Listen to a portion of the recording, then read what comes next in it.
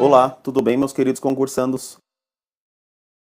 Hoje nós vamos dar sequência à prática de interpretação textual por meio da tipologia textual.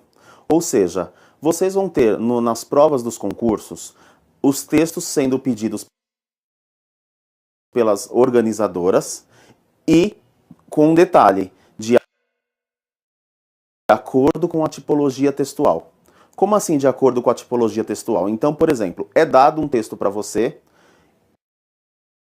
desse texto serão feitas perguntas, tanto de interpretação quanto gramatical, certo? Então, o que vai acontecer? Pode acontecer também de haver, nesse jogo de perguntas, uma pergunta voltada para a tipologia textual. Então, nesta aula, neste primeiro bloco, nós vamos falar sobre a narração, que é uma das tipologias textuais. As tipologias textuais, elas são 3 itens basicamente, que são a narração, a descrição e a dissertação. Então, nós vamos começar pelo modo narrativo do texto. Então, você tem aqui, ó, tipologia textual, parte 1, texto narrativo. Bom, é necessário você entender o seguinte. O texto narrativo, vocês já sabem que ele traz uma contação de histórias. Isso mesmo, candidato. A palavra contação é um substantivo, esse substantivo existe, certo? Então ela é uma contação de histórias. Essa história, ela pode ser real ou ela pode ser fictícia. Depende de quem vai escrevê-la. Outro detalhe, para efeito de concurso, como eu falei agora sobre história, então vocês têm que considerar que não existe aquela palavra história sem a letra H iniciada com E. Antigamente se falava que história com H era uma história verdadeira. E a história com E era uma história falsa, digamos assim. Hoje não. Hoje você tem uma história real e a história fictícia. Fictícia por quê? Quando você assiste a um filme de ficção científica, significa que na realidade o assunto principal ele não existe. Então por isso que se fala história fictícia. Perfeito? Então, como que você vai começar a analisar um texto narrativo? Há uma grande diferença se você tiver que analisar o texto narrativo ou se, porventura, você venha prestar uma vez algum concurso em que você tenha que produzir o texto narrativo. Agora, o nosso foco é o quê? Apenas você analisar. Por quê? De repente, nessa pergunta de tipologia textual, ele faz uma pergunta sobre personagem, faz uma pergunta sobre enredo. Então, é necessário vocês saberem as características, tudo bem? Vamos lá. Vamos comigo. A narração é um modo de organização de texto cujo conteúdo está vinculado, importante agora, ó, o conteúdo está vinculado às ações. Aqui está o segredo de um texto narrativo. O texto narrativo, ele é uma sequência de ações. E olha, uma sequência cronológica, tudo bem? Ou acontecimentos contados por um narrador. Então, todo texto narrativo vai ter um narrador. Para construir esse tipo de texto, é preciso explorar os elementos da narrativa. Então, eu chamo a sua atenção porque esses elementos da narrativa são a seguinte questão de poder cair justamente na sua prova. Então, é dado um texto, esse texto pode ser feita a pergunta de interpretação e gramática, e aí cai uma pergunta sobre elementos da narrativa, certo? Creio que você não vai ter muita dificuldade, porque todos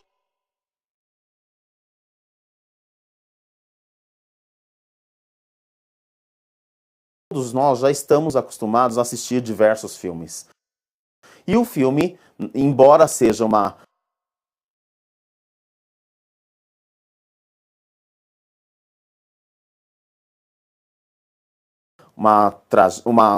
teledramaturgia, uma dramaturgia, na verdade, ele não deixa de ter uma história narrativa. Perfeito? Vamos seguir. Olha só. Os elementos da narrativa, eles compreendem o enredo, personagens, espaço, tempo e narrador.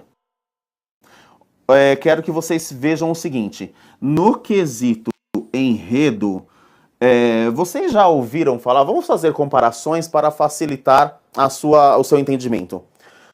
Vocês já viram naquelas apurações de escolas de samba, aparece o quesito enredo, né? O que é, na verdade, o enredo? O enredo é o assunto a ser discutido no texto. Isso é o enredo, tá? E outra coisa, quando eu falo para vocês de assunto, eu estou me referindo, obviamente, ao início, ao meio e ao fim do texto. Porque o assunto, ele vai englobar desde o começo até os conflitos e terminar, obviamente, com o fim.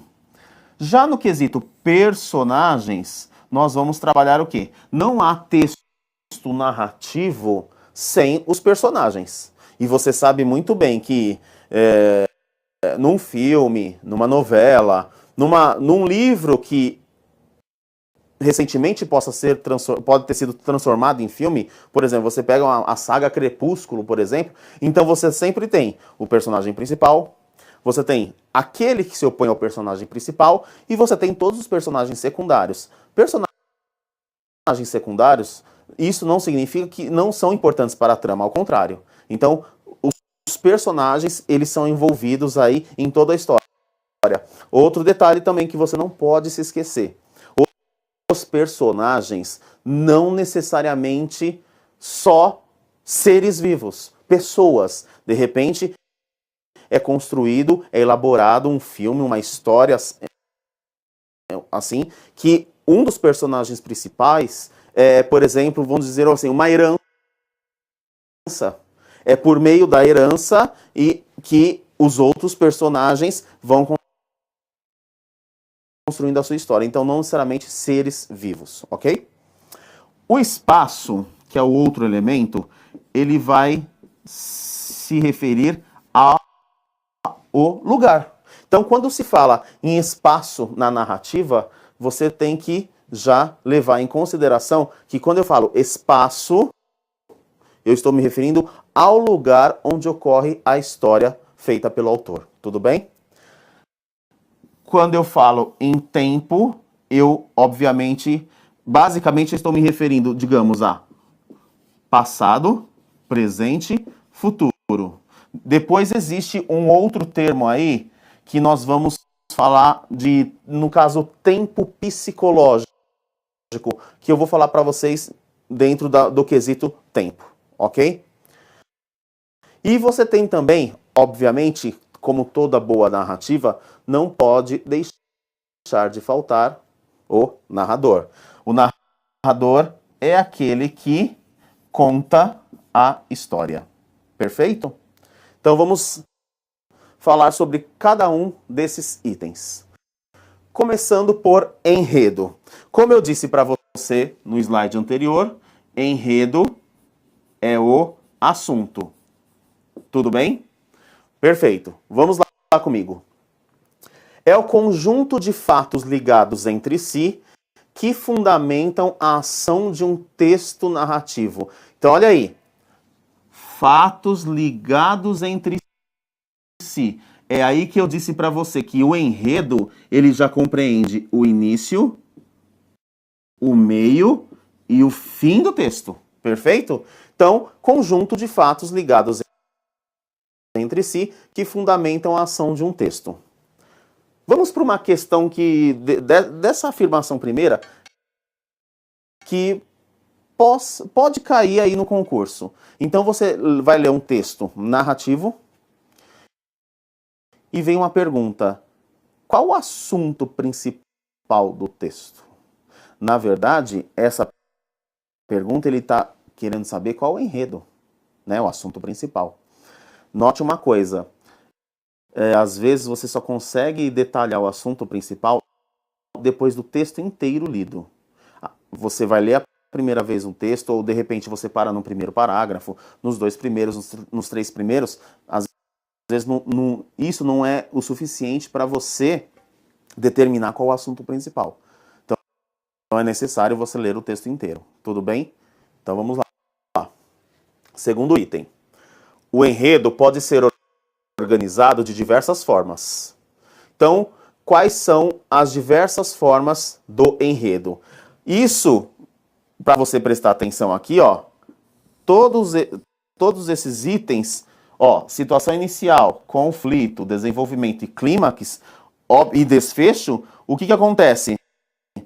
Eu estou falando do quê? Do texto todo. Então, eu reforço a ideia de que enredo é o texto todo. Só para você entender como se constitui um texto narrativo, vou dar um exemplo para você bem prático. Olha só. A história, acompanhem comigo.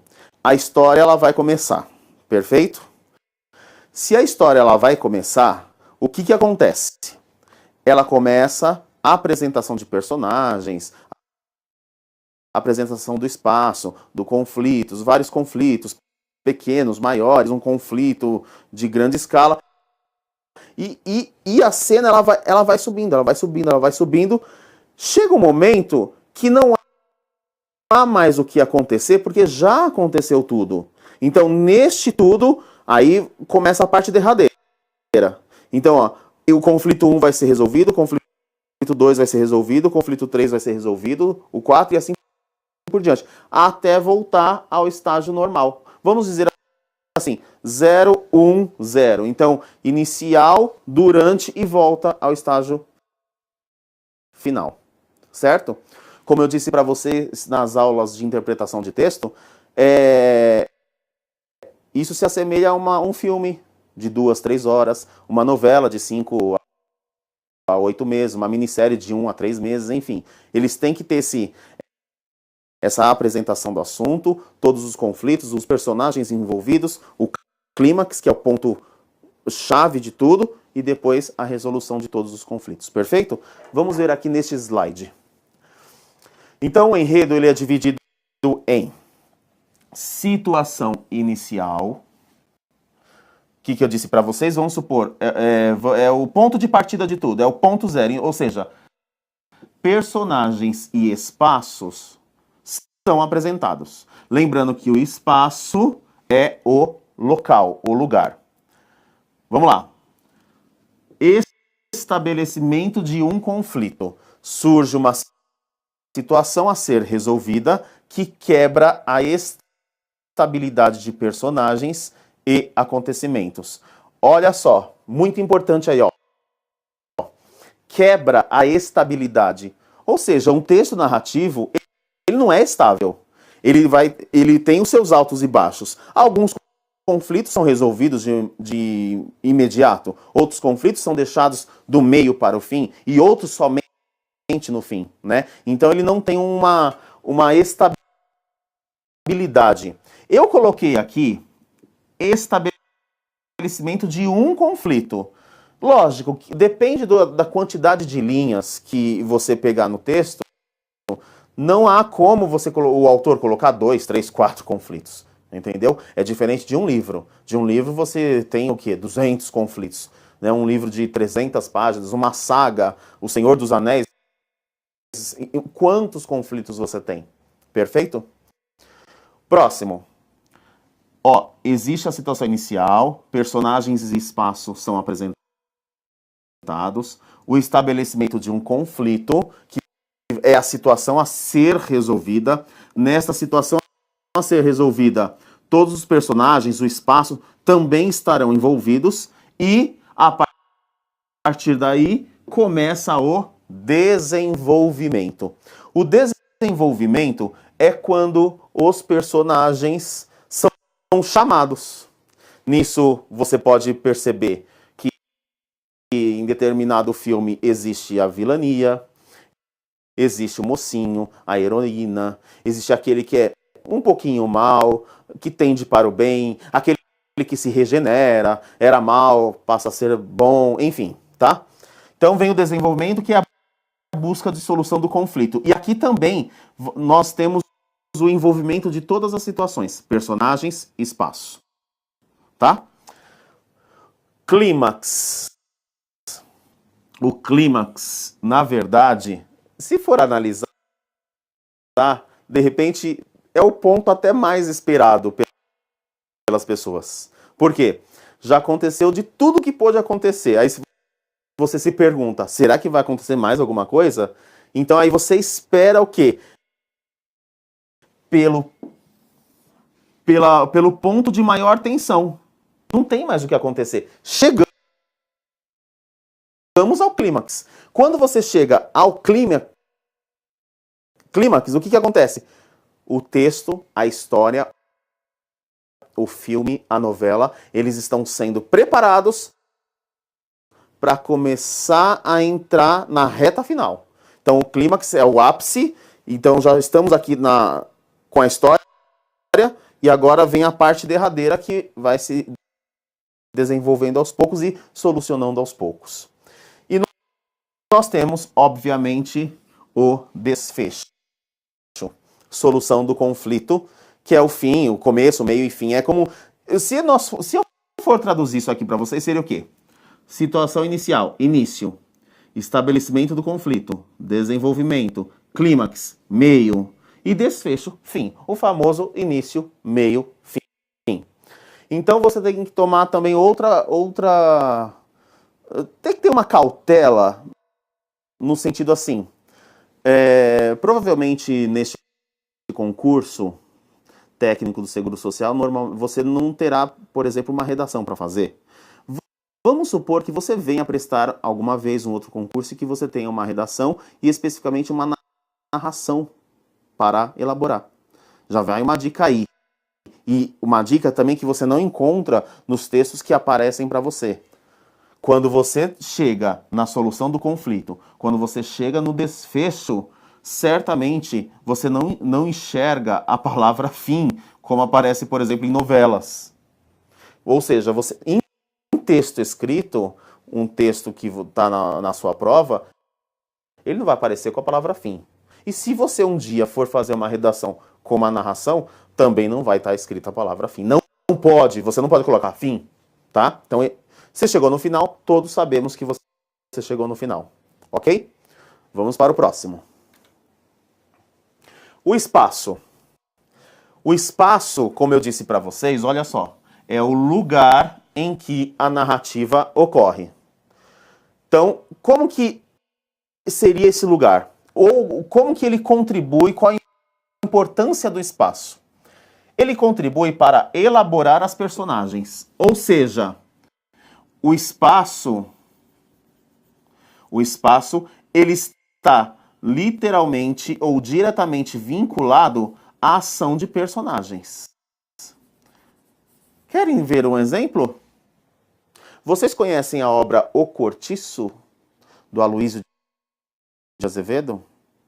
Período do naturalismo da literatura brasileira? Ou seja, ele zoomorfiza as pessoas.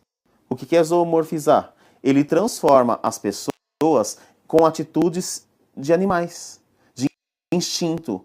Então, de repente, ele fala assim que as mulheres e os homens, eles não têm unhas, eles têm garras, certo? Então, o que eu quero mostrar para vocês? O local o espaço, ele molda os personagens. Ou seja, o Cortiço, o exemplo que eu dei, é tudo muito bagunçado, misturado com um monte de pessoas, animais. Então o que o autor fez? Ele zoomorfizou as pessoas, e tanto que ele fala que elas agem por instinto, tá? Então esse é o espaço. Então determinado espaço que você tiver, você vai ter aquela execução da ação. Se o autor descreve uma personagem que mora na cidade, ó, o espaço, cidade, dentro desta cidade, em uma casa grande, e todo organizado esse espaço, o leitor imagina certas características para essa personagem. Olha o interessante aqui. O que você tem? Quando você está lendo um texto e a narração, a história está sendo contada, o que acontece? Você vai imaginando a sequência. Mesmo que não tenha o filme da história, mas você já cria. Por quê? A leitura, ela faz isso com você. Ao mesmo tempo em que você lê, você já vai visualizando a imagem. Uma sequência de fatos, por exemplo. Certo? Então, o leitor imagina certas características para essa personagem, diferentes das que suporia para alguém que sempre viveu num deserto, por exemplo. Então, óbvio. Então, o espaço é cidade, uma casa grande e esse espaço todo organizado. É lógico que é diferente de um deserto. Você não vai imaginar uma cidade em pleno deserto do Saara. Você não vai imaginar uma casa toda organizada, bonitinha, no deserto do Atacama, lá no Chile. Então não tem essa... Nós, leitores, nós temos essa dádiva de imaginar o local correto. Perfeito? Então, este foi o espaço. O tempo. O tempo em uma narrativa pode ser definido, isso é importante, pode ser cronológico ou pode ser psicológico. Normalmente, vocês estão acostumados mais com o tempo cronológico. Por que aquele tempo cronológico? Que é aquele que existe uma sequência de ações, né? Ontem tal. Já hoje, ele chegou e disse que... Mas na próxima semana, ó, então é uma sequência temporal, certo? Por isso que é um tempo cronológico. Crono se refere a tempo. Perfeito? Então olha aí, ó. No tempo cronológico, os fatos apresentados são de acordo com a ordem dos acontecimentos. Então olha aí. Ordem de acontecimentos. Então você tem aqui verbos que vão indicar ação, se é uma ordem de acontecimentos. Já é diferente o quê? O tempo psicológico, que é a maneira pela qual a passagem do tempo é vivenciada. O tempo, nesse caso, não é uma sequência temporal. Não é uma sequência temporal, pois é medido pelas emoções e não pelo relógio. Então, olha só. Sequência temporal é diferente de sequência psicológica. Então você tem um tempo cronológico, passado, presente e futuro, tá? Os 3 tempos básicos. E você tem uma sequência psicológica, um tempo psicológico, que é medido pelas emoções e não pelo relógio. Tanto que você tem aqui, ó, psico se refere à nossa mente humana. E então, de acordo com as nossas emoções. Perfeito? Próximo. O narrador. O narrador é necessária a presença dele, porque você tem aqui a ideia do contador de histórias, tá? O que é o contador de histórias? É aquele que vai chegar realmente para você e vai contar uma história. Narrar a história, dizer como aconteceu, isso é a narração. Então, de repente, você foi assistir a um filme e eu quero que você me conte essa história. Você vai começar a narrar os fatos. Então, você vai ser o narrador. Perfeito? Então, aqui, tudo da narrativa depende do narrador. Ou seja, ele manda. Certo? Isto é a voz que conta a história. O ponto principal de uma narrativa é o seu ponto de vista. Quando eu falo, querido candidato, o seu ponto de vista, é o ponto de vista do narrador, não o seu. Perfeito? Como eu disse para vocês na aula de interpretação de texto, o que interessa agora é o ponto de vista de quem escreve e não de quem lê. Perfeito? Ou seja, a perspectiva, o modo de contar e de organizar o que é contado. Desse modo, o narrador funciona como um mediador entre a história narrada e o leitor, o ouvinte, o espectador. Então aqui, o narrador, ele caminha entre a história, ele pode estar aqui, vem para o leitor, ele está aqui, ouvinte, espectador, ele está aqui, tá? Então, ele vai caminhando por toda a história.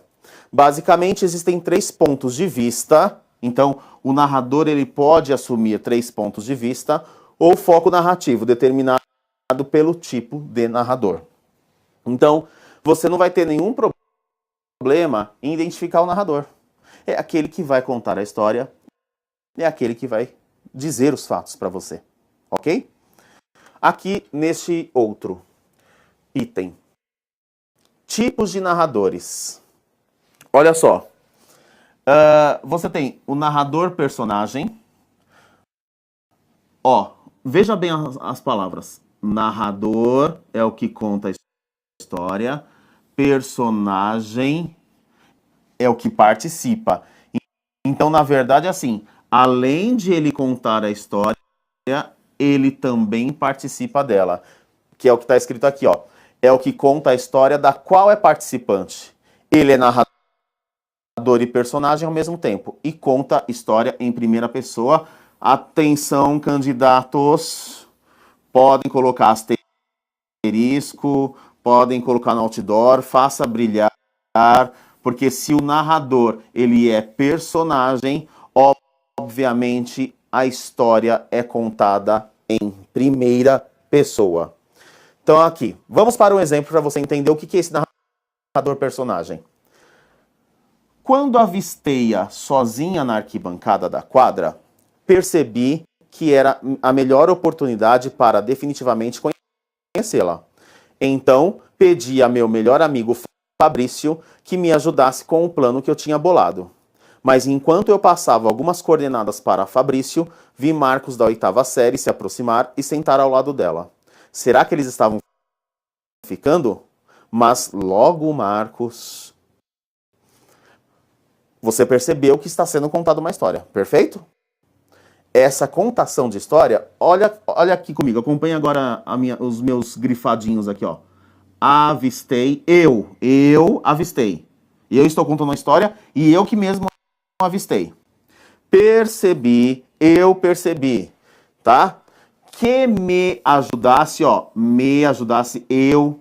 Pedi a meu melhor amigo, também se refere a mim, que eu tinha bolado, olha o pronome eu aqui, mas enquanto eu passava, outro verbo, vi, sou eu também. Pronto, você já tem um foco narrativo de primeira pessoa. Esse é o narrador personagem.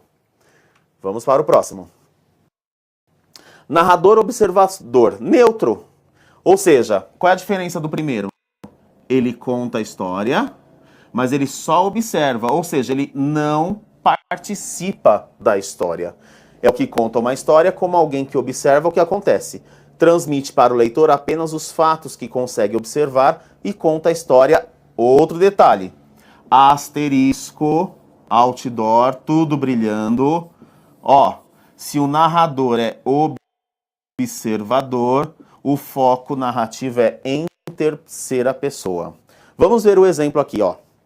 Aos 14 anos, Miguel Strogoff, que desde os 11 acompanhava o pai nas frequentes incursões pela estepe, matara seu primeiro urso. A vida na estepe dera-lhe uma força e resistência incomuns, e o rapaz podia passar 24 horas sem comer e 10 noites sem dormir, sem aparentar excessivo desgaste físico, conseguindo sobreviver onde outros em pouco tempo morreriam. Era capaz de guiar-se em plena noite polar, pois o pai lhe ensinara os segredos da orientação, valendo-se de sinais quase imperceptíveis, na neve e nas árvores, no vento e no voo dos pássaros. Simples. o que você percebeu? O narrador contou uma história e não se incluiu.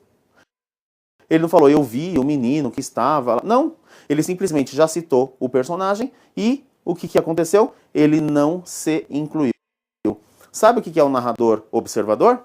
Quando eu peço realmente para você resumir o filme a que você assistiu ontem. Ó, o personagem chega, faz isso, acontece tal coisa, ou seja, você não faz parte da história. Percebe? Isso é narrador observador. Vamos para o próximo item. O narrador intruso, que é o narrador onisciente. Então, olha aí. Onisciente significa aquele que sabe de todas as coisas, certo? Ele não participa da história, mas faz várias intervenções com comentários e opiniões acerca das ações. Então, ó, o que é esse intruso? Ele não é um dos personagens, mas olha só, ele vai fazer essas intervenções usando as suas opiniões e comentários. E mais uma vez, o foco é a terceira pessoa, perfeito? Então, olha só, vamos ver o primeiro aqui. Flávia logo percebeu que as outras moradoras do prédio, mãe dos amiguinhos do seu filho, Paulinho, 6 anos, olhavam-na com um ar de superioridade. Não era para menos. Afinal, o garoto, até aquela idade, imaginem. Perceberam? Olha só, ele foi contando a história, apresentou o Paulinho, a mãe do Paulinho, enfim. Aí ele vira para o leitor como se estivesse conversando com o leitor e faz assim, imaginem. É como se ele estivesse conversando com você. Sabe quem faz muito isso? Machado de Assis. Ele conversa com o leitor. Então, isso é narrador intruso.